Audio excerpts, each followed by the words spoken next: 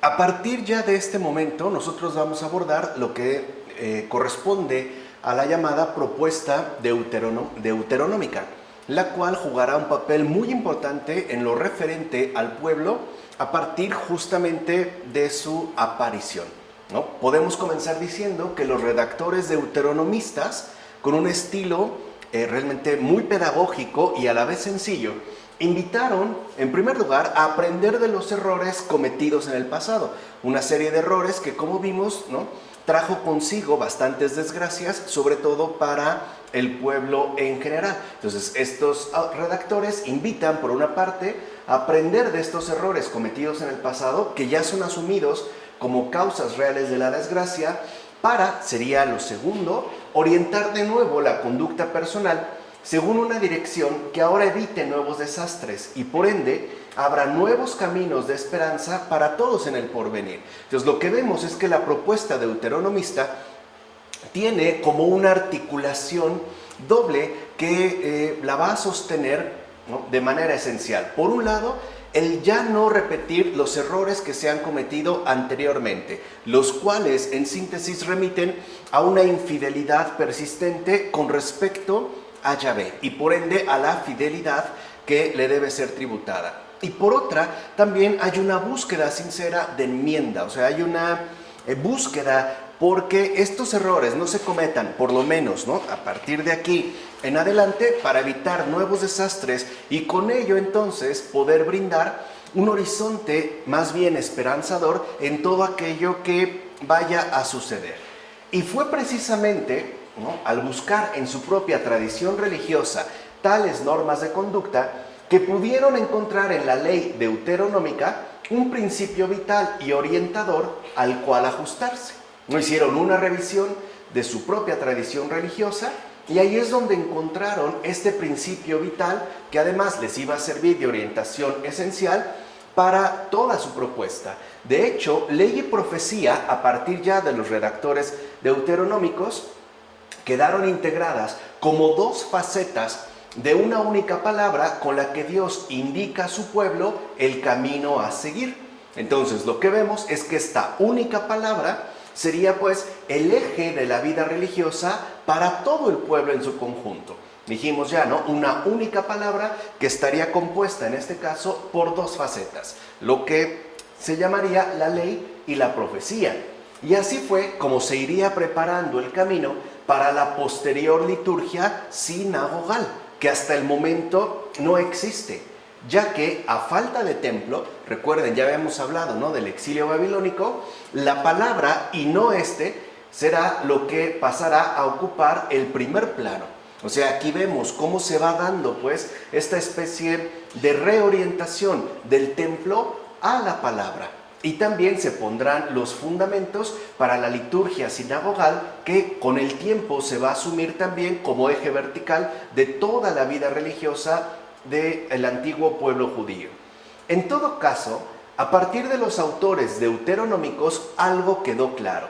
Siempre había que valorar todos los acontecimientos vividos a la luz de la palabra, que, como hemos dicho, es entendida en términos de la ley y los profetas. O sea, a partir ya de los autores deuteronómicos, la ley y los profetas son inseparables. De hecho, ambos conformarán una única palabra. Y además, esta palabra sería como el sustento que no se puede dejar de lado al momento de valorar todo lo que vaya aconteciendo, tanto en la vida personal como en la vida comunal.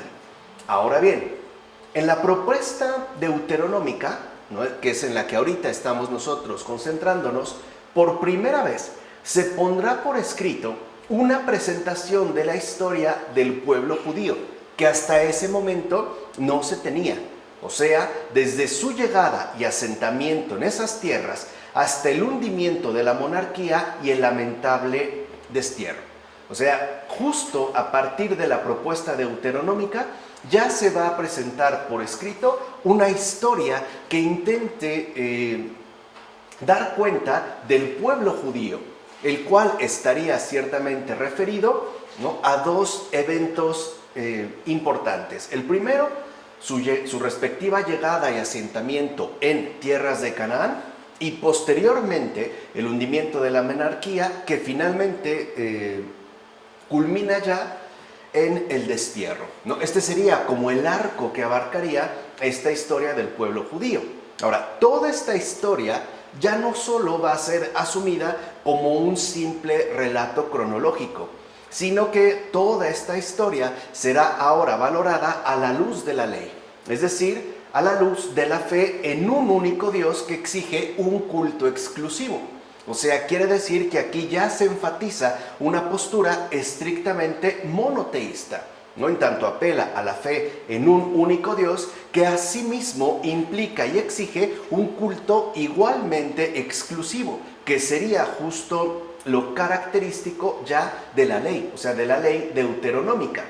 Además, esta ley expresaría que Yahvé reclama una unidad tanto del pueblo mismo como de la tierra que habitan. Y esto es algo importante también de mencionar, porque entonces sería el caso que pueblo y tierra estarían ya por encima de las variedades de tribus y clanes. O sea, se trata entonces de insistir en una unidad que abarque tanto al pueblo mismo, y podía estar justamente más o menos diferenciado en términos de tribus, como de la propia tierra que habitan estos pueblos y que a su vez estaría más o menos diferenciada en términos de clanes. Y es justo esta historia que a grandes rasgos hemos mencionado, la que está contenida sustancialmente en los libros de Josué, en el libro de Jueces, en el primer y segundo libro de Samuel y en el primer y segundo libro de Reyes. Es más, estos libros dan gran importancia al templo, a los reyes, en especial a David y a los profetas, que ya quedarían enmarcados dentro de la historia general del pueblo judío. Entonces, este relato, entiéndase, ¿no? La ley de Dios se abre con un gran discurso de Moisés, en el que antes de su muerte y a la vista de la tierra a la que deberían llegar, señala los acontecimientos decisivos de la historia de Israel. Y es justo en tales acontecimientos donde se inscribirá la esencial promulgación de la ley. Entonces lo que vemos es que la promulgación de la ley es aquello que va a sustentar toda esta historia, o sea, todo este relato, que a su vez, como aquí se ha mencionado, remitirá a la importante figura de Moisés. Así pues, los autores de la historia deuteronómica dejarán en claro dónde es que radican los fundamentos esenciales de la existencia de Israel. Eso es precisamente lo que había que destacar a través de relatar su historia. O sea, los fundamentos esenciales de la existencia de Israel en tanto pueblo, y además en tanto pueblo vinculado a Yahvé.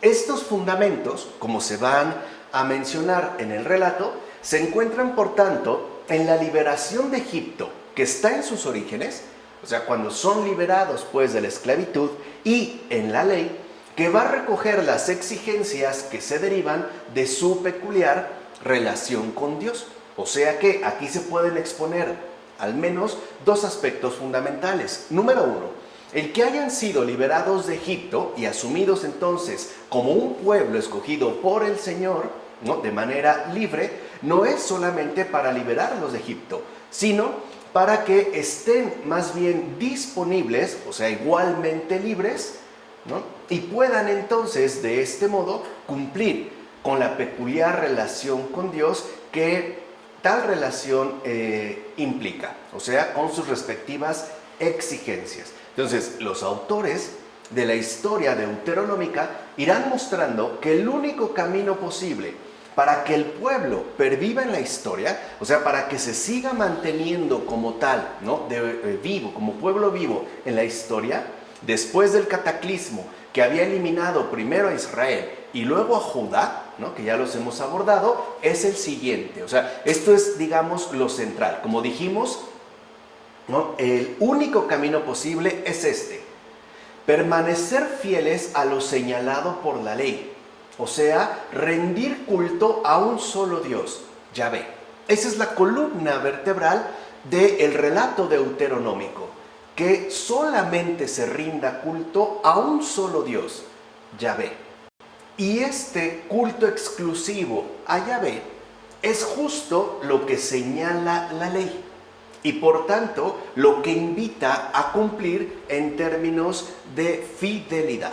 De ahí pues que en este relato deuteronómico, ¿no?, el culto, antes que otra cosa, antes de pasar, por así decirlo, a sus formalidades específicas, deba estar, en primer lugar, depurado de toda posible contaminación. O sea, de este culto exclusivo a Yahvé deben quedar eliminadas cualquier tipo de referencias a cultos extranjeros. De tal forma que, en pocas palabras, el culto tiene que estar libre de cualquier tipo de sincretismo, que además, como hemos mencionado ya en las ocasiones anteriores, era de hecho lo más común en estas regiones, ir tomando, ¿no?, un poco de aquello que resultaba influyente para el pueblo en un cierto momento e incluso asumirlo también como parte del propio culto del pueblo de Israel, que como vimos algunos profetas justamente habían denunciado en términos de falta, o sea, en términos de infidelidad. Ahora ya se podía hablar en términos de incumplimiento de la ley. Entonces, ese era como, digamos, el énfasis primario que se puso dentro de este relato deuteronómico. A su vez, cabe mencionar que la religiosidad popular también fue cargándose de contenido, aunque por derroteros diferentes. Recuerden que se había dado, ¿no?, un distanciamiento bastante notorio entre, por así decirlo, ¿no?, las esferas religiosas oficiales y la gente común. En efecto, tanto los que habían sido llevados al exilio y que buscaban vivir de acuerdo con su propia tradición religiosa, aún estando en tierra extranjera, como los que no se habían movido de sus tierras, ambos, ya sea en el exilio o aún, aunque hubieran permanecido en sus respectivos territorios, no tenían un templo activo al cual acudir para ofrecer sus sacrificios. Recuerden que ese era como el punto central, ¿no?, que había asumido, en este caso, el templo. En consecuencia, el contacto con Dios, pues tampoco podía estar mediado por el sacerdocio del templo. O sea, ahí faltaba, por decirlo así, una mediación. En primer lugar, porque no hay templo. Y si no hay templo, pues no hay sacerdotes que ejerzan justamente esa función mediadora. Ahora, esto es lo que trajo consigo que el trato con Dios, con Yahvé, fuera entonces, por así decirlo, más directo y personal. Ya no estaba necesariamente restringido a las funciones sacerdotales que se realizaban única y exclusivamente en el templo. De hecho, y esto es importante, la relación con el Señor ahora quedará situada en un esquema más bien familiar. Incluso podemos decir que esta relación con Dios, con Yahvé, ahora quedará en principio remitida a un ambiente más bien doméstico. Y es justo bajo este contexto familiar, doméstico, que cobrarán mayor relevancia las figuras esenciales tanto de los patriarcas como de las tradiciones, algo que resulte más cercano y que también resulte como mucho más accesible. Dicho brevemente, así es como lo podríamos resumir. El pueblo de Israel volverá entonces de nuevo a sus orígenes y se va a contemplar como una gran familia, ¿no?, que es justo a lo que apuntaría esta insistencia de unidad, como dijimos, tanto del pueblo en su conjunto como de todo el espacio que éste ocupa. O sea, que se vean como una gran familia, es decir, como descendientes directos de un mismo patriarca, o por lo menos de una misma línea genealógica. En tal caso, precisamente los relatos patriarcales serán los que den razón de aquellos lazos existentes entre los diversos componentes del pueblo de Israel, en tanto constituyentes fundamentales para poder comprender la identidad colectiva del pueblo en esos precisos momentos.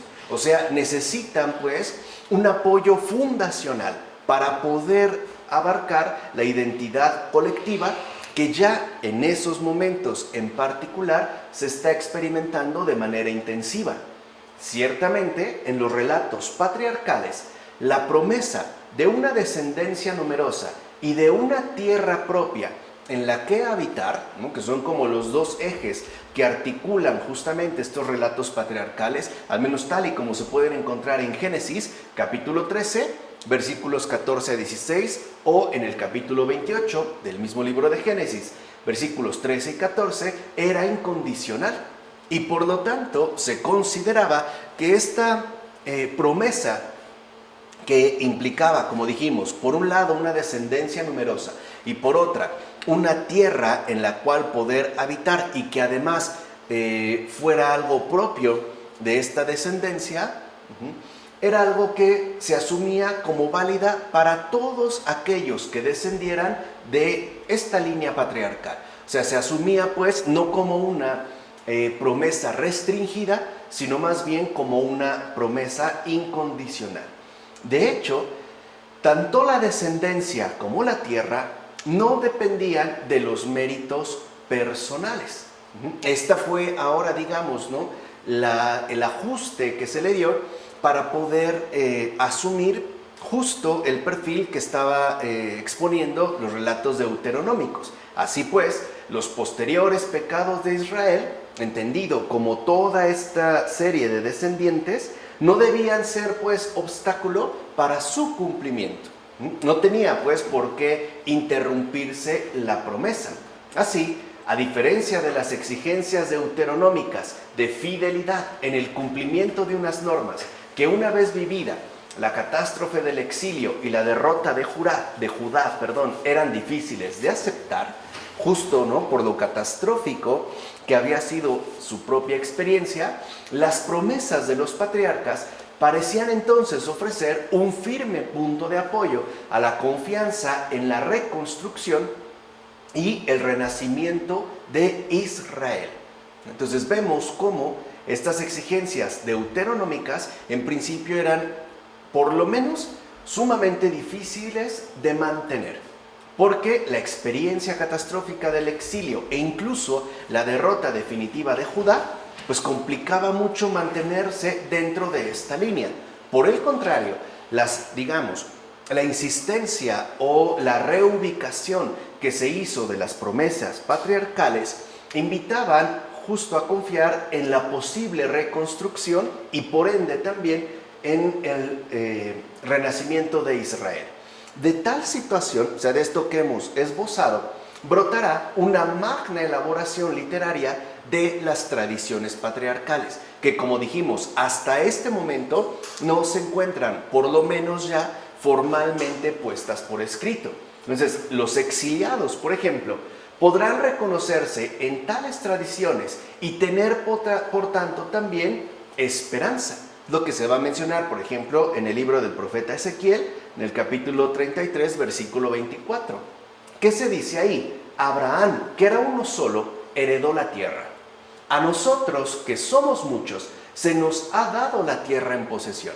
Entonces, aquí, ¿no?, el punto importante de vinculación está entre Abraham y nosotros, que ahora parece ya en términos de una descendencia amplia, ¿no?, de una descendencia ciertamente amplificada. En realidad, si se atuvieran a su situación presente, o sea, si realmente se limitaran a tener en cuenta lo que han estado viviendo, no tendrían motivos para confiar en Dios. Abraham tampoco los tenía cuando recibió la promesa de que de él se haría un gran pueblo. Entonces había que ir, por decirlo, más atrás, o sea, a las fuentes esenciales a partir de las cuales se había establecido justamente la promesa, y cuya figura sobresaliente en este caso es Abraham. Por su parte, los que no habían sido enviados al exilio y frente a la tentación de emigrar a Egipto en busca de apoyo y seguridad, que como también hemos mencionado, ¿no?, era generalmente lo que se solía hacer, o sea, acudir a Egipto y buscar apoyo, la orden de Dios a Isaac les resultaba en este caso directa. que es lo que se lee en Génesis capítulo 26, versículos 2 y 3. No bajes a Egipto, ve a vivir a la tierra que te diré. Habita en esta tierra y yo estaré contigo y te bendeciré, porque a ti y a tu descendencia voy a dar toda esta tierra, cumpliendo el juramento que hice a tu padre Abraham. Entonces vemos cómo en los relatos patriarcales la situación, o mejor dicho, la asimilación de lo que se estaba viviendo, tanto en términos de exilio como de no exilio, tenían un apoyo fundamental en los relatos patriarcales. Y vuelvo a insistir en este caso en la figura fundacional del patriarca Abraham. De hecho, a quien se le va a reconocer como tu padre Abraham, ¿no? Como la raíz fundamental de la cual proviene toda la descendencia de Israel. Pues bien, en todos los casos se mantendrá viva la siguiente idea, ¿no? Que es, digamos, la idea a la cual se van a aferrar en esta ocasión. La tierra que les pertenece es aquella que Yahvé mismo otorgó a sus padres. Quiere decir que entonces esta tierra es algo que le ha sido dada a sus respectivos padres, a sus descendientes, por Yahvé. O sea, es una tierra dada por Dios mismo. Incluso, ¿no?, la propia vocación de Abraham, invitado a romper sus vínculos familiares en Ur para ir a la tierra que el Señor le ha asignado y que él no sabe cuál es, puede ser al mismo tiempo una llamada que ahora estaría dirigida a todos los desterrados en Babilonia. Entonces pareciera pues que a partir de los relatos patriarcales se podía reorientar el sentido general de las experiencias que el pueblo judío estaba teniendo en estos términos. Sobre todo dijimos, ¿no? En relación al exilio o bien a los que no habían sido exiliados. Ahora, esta llamada, ¿no?, que, insisto, remitiría también a la que le fuera hecha a Abraham, no consistiría en una invitación a permanecer para siempre en aquellas tierras fértiles, sino que sería un aviso para que recapaciten sobre su llamada a vivir en aquella tierra que Dios les señaló, al menos por el momento. Entonces, lo que vemos en este caso, por ejemplo, a los que ya estaban más o menos asentados en Babilonia, es que, de acuerdo con este relato patriarcal, la idea no era ya quedarse asentados ahí para siempre, sino era un periodo que les invitaba a recapacitar sobre lo que había acontecido previamente y intentasen, ¿no?, por medio de este periodo de recapacitación, adaptarse, al menos por el momento, al lugar en el cual se encontraban, en este caso Babilonia, pero siempre, además, con la esperanza de volver de nuevo a la tierra que Yahvé dio a sus padres y por tanto a aquella tierra que a ellos, en tanto descendientes, les pertenece. Además, el triunfo de Abraham en la durísima prueba a la que fue sometido cuando se le pidió que sacrificara a su hijo, es decir, a Isaac, sería asimismo una llamada premiante a confiar en las promesas de Yahvé. Aunque parezca que no hay esperanza humana de que se cumplan tales promesas, no habría por qué dejar de confiar en el Señor. O sea, ahí está, digamos, lo que dijimos, ¿no?, la lectura que se hace a partir de la palabra, ¿no?, en el caso fundamental de entender lo que está sucediendo en la vida de este pueblo en particular. Entonces, así como se le hace también, ¿no?, a Abraham atravesar una prueba bastante dura, así también a las personas que están viviendo una prueba igualmente dura, aunque con otras características, se les invita a no dejar de confiar en el Señor, aun cuando al parecer ya no hay ningún tipo de esperanza de que se puedan llegar a cumplir estas promesas. Entonces, por decirlo de alguna manera, al acudir a los relatos patriarcales, se está buscando efectivamente fortalecer la fe de todo el pueblo en su conjunto, independientemente del lugar en el que se encuentren ubicados, al menos momentáneamente. Se tiene la convicción de que, por una parte, con lo que se les ha señalado, lo que están viviendo pues no es algo gratuito ni es algo fortuito, es algo que de una u otra manera se han merecido. Pero que ahí no acaba la cosa, sino que sería un proceso, o un periodo más bien, de purificación en el cual se pueda reubicar la orientación de vida que deben mantener siempre en relación a Yahvé. De esta forma, entonces, si bien es cierto que la promesa va a ocupar un lugar fundamental, ahora lo importante no es tanto el cumplimiento de esta promesa, sino el no dejar de confiar en aquel que la hizo. Por eso, aunque humanamente ya no se tengan como indicios de que se pueda llegar a cumplir esta promesa, aún así y a pesar de todo, ¿no?, la enseñanza en este caso es que no hay por qué dejar de confiar en el Señor.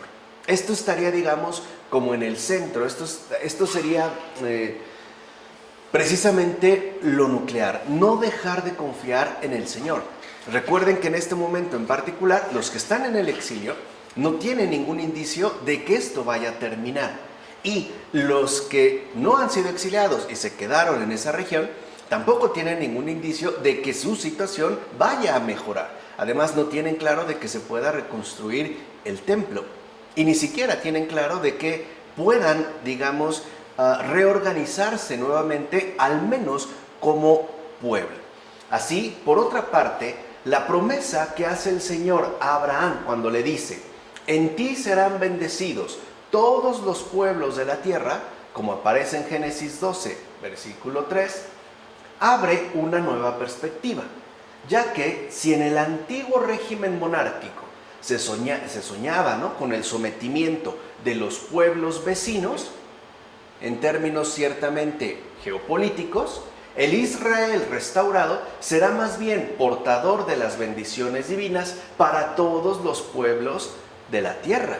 Entonces vemos cómo se abre, ¿no?, un panorama muchísimo más amplio y también muchísimo más acorde con el propio Yahvé, porque no se trataría de un Dios local, sino del único Dios que realmente existe y que además gobierna sobre todas y cada una de las cosas, en particular por ser creador de todo lo existente. Así pues, a diferencia de lo que había ocurrido en el periodo monárquico, ya no se busca solamente establecer una especie de dominio geopolítico en la región e incluso sobre las naciones conocidas hasta ese momento, sino que se empieza a dar a entender o a sugerir que la posición que juega Israel en tanto pueblo dentro de esta tierra es ser portador de bendición para todo el mundo,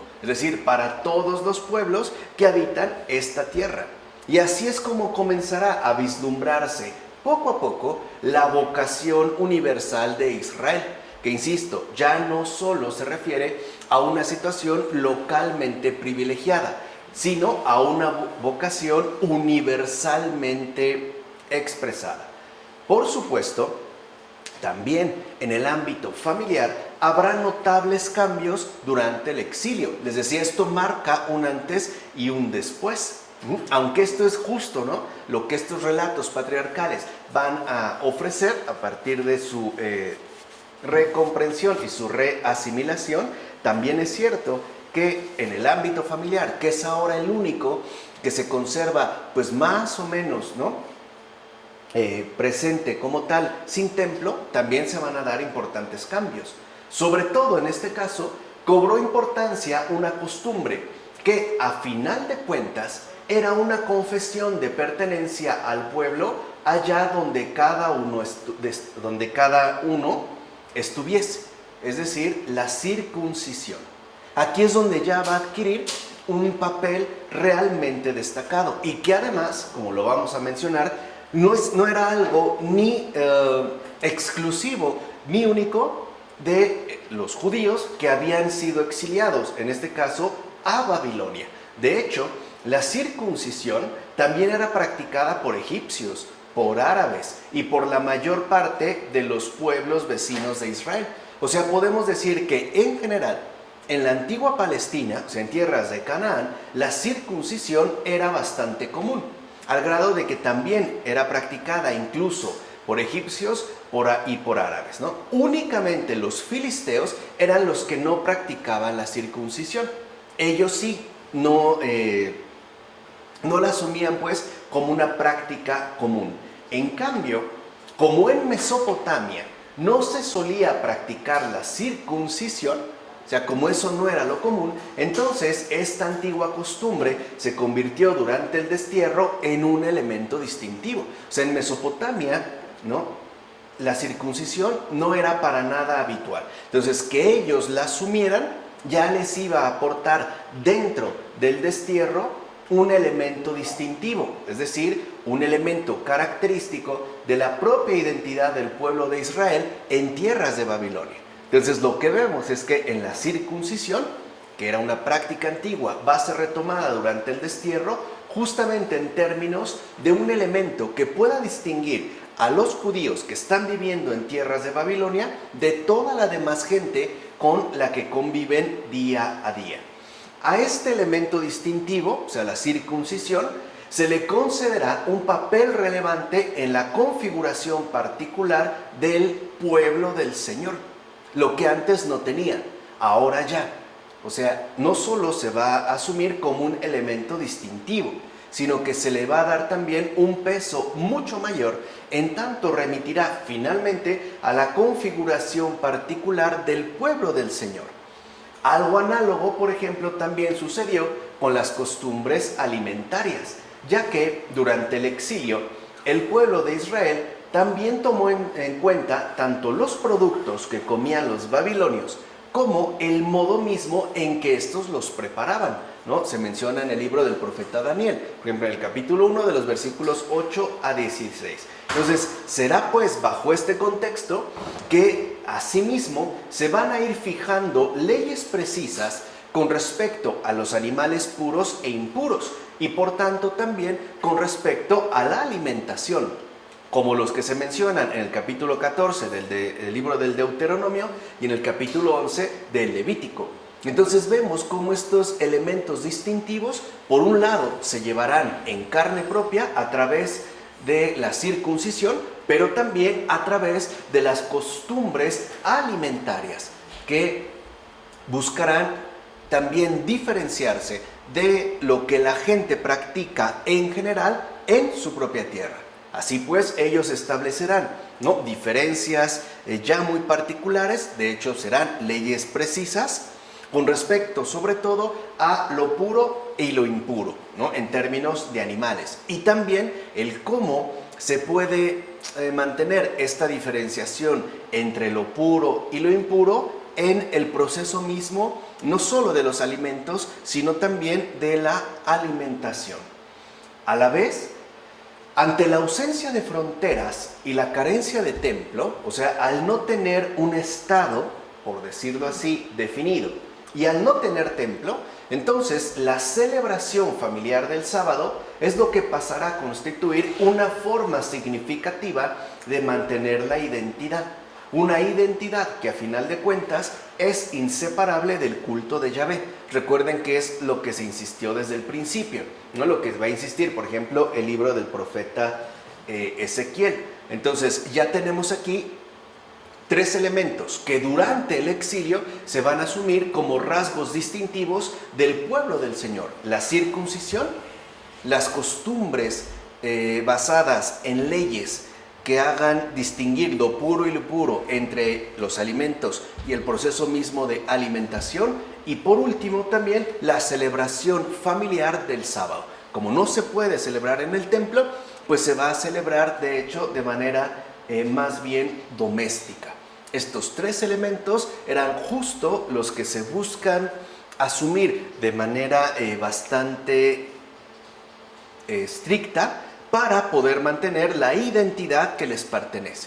Que además, recuerden, no solo es una identidad étnica, sino que sobre todo apela a una identidad que de fondo es inseparable del culto dedicado a Yahvé. No hay que olvidar que el sábado era un día de culto especial celebrado en el templo. O sea, esta celebración del sábado era un día particularmente especial que además solamente se celebraba en el templo. Pero a falta de templo, dicha celebración se relacionó con la identidad del pueblo de Israel en términos más bien familiares. O sea, se pasó, por decirlo así, del templo a la reunión familiar, ¿no? Se tenía la idea de restablecer la celebración en el templo cuando fuera posible hacerlo de nuevo. Así pues, la celebración del sábado familiar se entendió como una situación meramente temporal, algo que tenía que mantenerse una vez que fuera posible restablecer el templo y por ende sus respectivas celebraciones. Y de igual manera arraigó entre la gente, ya como una costumbre familiar, la celebración de la fiesta de la Pascua, que ahora, insisto, se vuelve a vivir en términos ya de costumbre familiar. Antes, o sea, antes del destierro, esta fiesta de la Pascua implicaba un peregrinaje a Jerusalén. O sea, solo se podía celebrar la fiesta de Pascua yendo a Jerusalén, si es que no se vivía en la ciudad. Y aún viviendo en la ciudad, se tenía pues que hacer un peregrinaje, ¿no?, al templo. Durante esta celebración de Pascua se rememoraba, conservaba y transmitía a las siguientes generaciones la teología del Éxodo. O sea, lo que Yahvé había hecho por su pueblo. Así pues, la familia como institución fue reforzando poco a poco su centralidad y protagonismo en la religión de Israel. Recuerden, no hay templo y tampoco hay función sacerdotal. Así la familia aparecerá como este centro institucional que va a lograr conservar y mantener la identidad del pueblo, ya que fue ella, o sea la familia, la encargada de llevar a cabo la transmisión de la fe y de las tradiciones al pueblo de Israel. Desde entonces, el ámbito doméstico adquirió en el judaísmo una función esencial que ya nunca perdería. O sea, ahora sabemos que incluso en el judaísmo contemporáneo, el ámbito doméstico sigue siendo como el eje fundamental de la transmisión, tanto de la fe como de las tradiciones propias del pueblo de Israel. Ahora bien, si entre la gente que había permanecido en Judá tuvo una importancia notable el profeta Jeremías, ¿no?, ya lo habíamos mencionado, hubo otro profeta que tendría un notable influjo entre los hijos de aquellos que fueron llevados a Babilonia ya en la segunda deportación. Se trata en efecto del profeta Ezequiel. El profeta Ezequiel entra pues en escena justo ya en momentos del destierro. De hecho, fueron las palabras de este profeta las que les ayudaron a sobreponerse a las desgracias que estaban padeciendo. O sea, en efecto, estaban viviendo algo realmente lamentable. Y ahí es donde aparece el profeta Ezequiel para darles pues palabras de alivio y consuelo. Por una parte, lo que podemos ver es que esta gente sufría la honda nostalgia de la ciudad santa. Al final están en un país extranjero. Y por otra, padecía de igual manera la prepotencia de sus vencedores, que es lo que se expresa, por ejemplo, en el Salmo 137. O sea, no solo padecen, ¿no?, nostalgia de su tierra, sino que además igualmente padecen pues los abusos, ¿no?, la prepotencia que los residentes locales ejercen sobre ellos, porque al final ellos son los extraños, ¿no?, son los que han sido traídos y además en términos de vencidos a su respectivo territorio. A esto además, ¿no?, los exiliados, se les añadían noticias que les llegaban directamente de los habitantes de Judá, o sea, de los que no habían salido al exilio. También de ellos recibían malas noticias. Por ejemplo, sus posesiones familiares estaban siendo ocupadas y además se culpaba a sus propios padres de lo sucedido, ¿no? No le habían hecho pues caso a Jeremías, que como dijimos lo había enunciado claramente. Así, frente a esta situación de desánimo, incluso podemos decirlo así, de profundo desánimo, el profeta Ezequiel les transmitió una promesa. El Señor los llevaría lo restituiría de nuevo a la tierra de Israel, tal y como se lee en el libro del profeta Ezequiel, capítulo 11, versículos 16 a 37. Entonces, esto ya les daba una cierta idea de que lo que estaban viviendo, por muy doloroso y dramático que fuera, no iba a ser definitivo, sino que el Señor, pues, seguiría siendo fiel a su promesa y los llevaría de nuevo a la tierra que les corresponde, o sea, a la tierra que Él les había dado. De ahí que entonces el profeta Ezequiel asimismo los invite a la conversión personal y a hacer el bien. Dijimos, ¿no? Se entiende ya como un periodo de purificación, como un periodo, si lo quieren ver así, de mejoramiento, tanto al nivel personal como al nivel colectivo.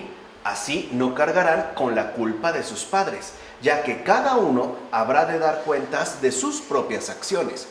Aquí, digamos, hay una especie como de insistencia en la responsabilidad personal que cada uno tiene con respecto al Señor.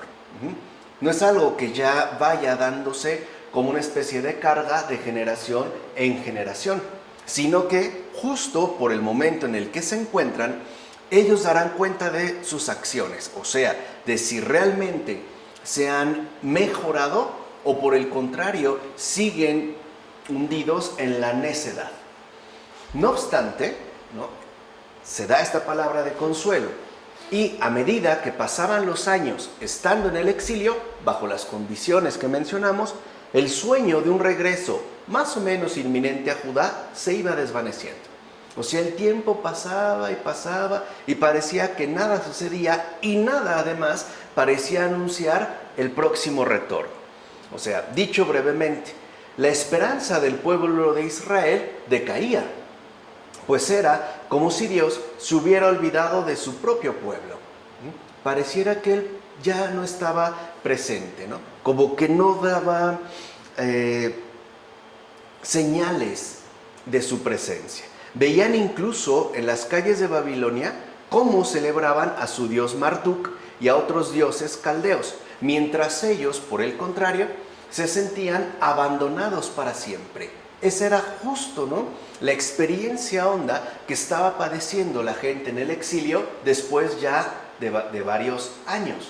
Y aunque se conservaran a nivel doméstico las costumbres familiares del culto a Yahvé, ¿no?, que era, digamos, lo único que les quedaba, la confianza en una restauración del pueblo en su tierra parecía cada vez más remota y lejana, incluso perdida.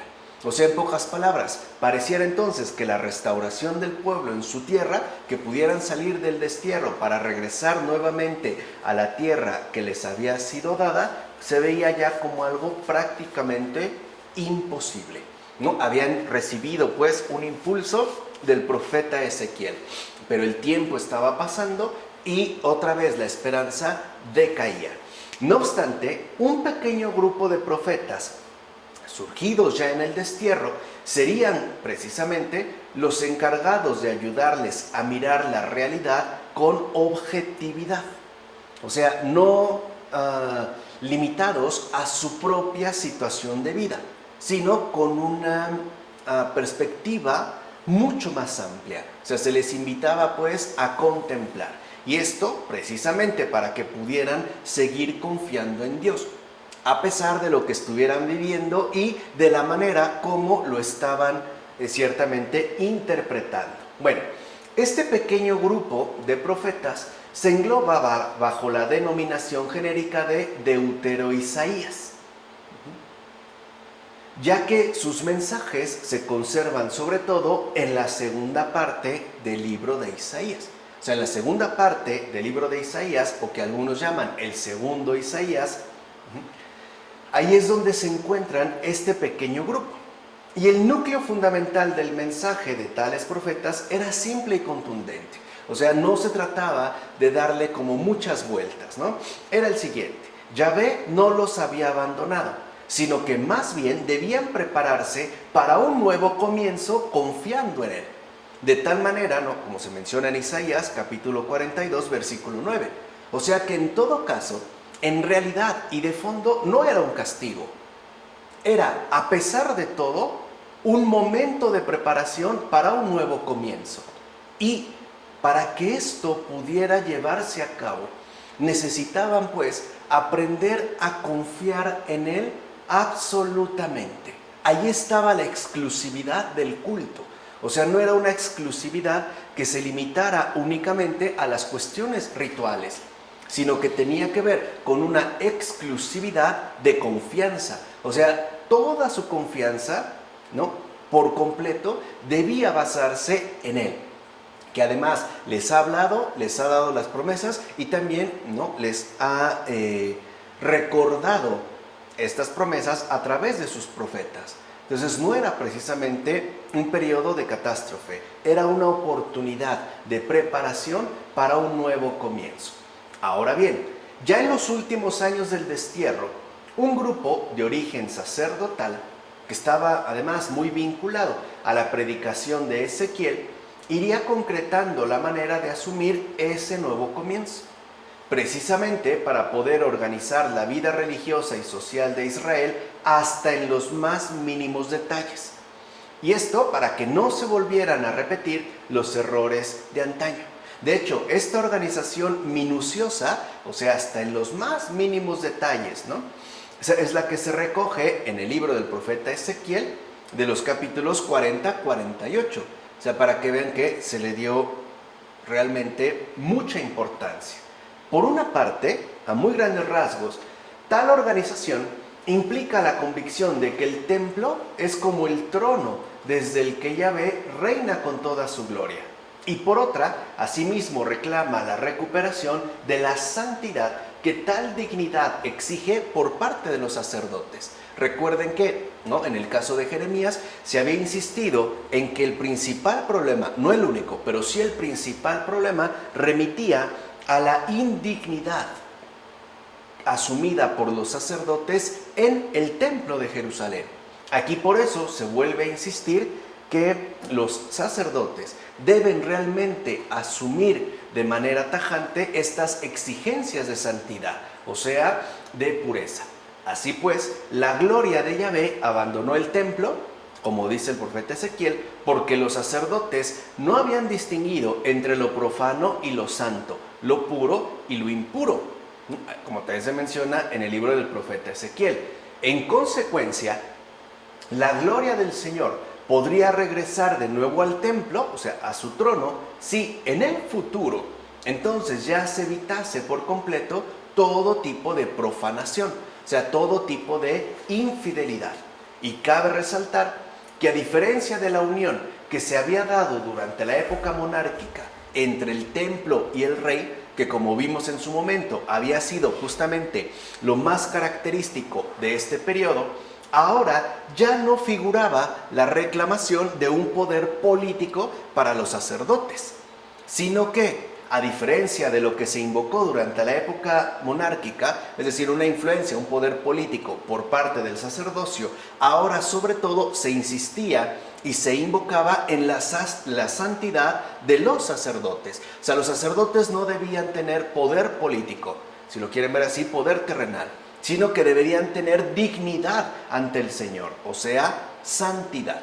De tal manera que los sacerdotes debían de centrarse de lleno en su respectiva ejecución sacerdotal, ¿no?, inseparable de la santidad, no en pequeños negocios, pequeños y grandes negocios políticos que al final terminaban afectando a la mayoría de la población en términos de graves injusticias.